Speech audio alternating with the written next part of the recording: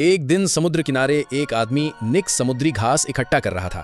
अचानक उसे घास के बीच एक नोट दिखाई दिया। पहले तो वो खुश हो गया, लेकिन थोड़ी दूर जाकर देखा तो और भी नोट पड़े थे।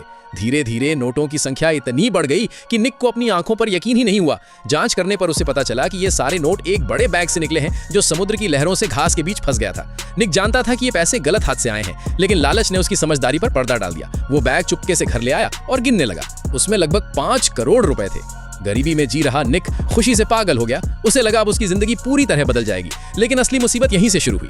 निक ने तय किया कि वो ये बात अपनी पत्नी को नहीं बताएगा, क्योंकि उसे डर था कि कभी अगर तलाक हुआ तो आधा पैसा बांटना पड़ेगा। वो अब पहले से कहीं ज्यादा खर्च करने लगा। महंगा खाना, बड़ी बड़ी दावतें। पत्नी को शक तो हुआ, लेकिन उसने सीधे कुछ नहीं पूछा।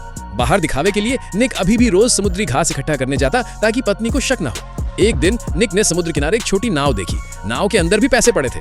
उसे डर लगा कि कहीं इस पैसे का संबंध किसी अपराध से तो नहीं। उसने सबूत मिटाने के लिए नाव पर पेट्रोल डालकर आग लगा दी, लेकिन धुआं देखकर पुलिस वहां पहुंच गई। उन्हें पास में गिरे नोट भी मिले। इसी बीच निक को समुद्र किनारे एक आदमी की लाश भी मिली। उसे लगा यही वो व्यक्ति होगा जिसके पास ये पैसे थे। डर के मारे उसने लाश को छुपाने की कोशिश की, लेकिन कुछ ही देर बाद कुत्तों ने लाश को खोज निकाला और पुलिस तक मामला पहुंच गया। तभी एक दिन निक के सामने एक अजनबी आया। उसके हाथ में बंदूक थी।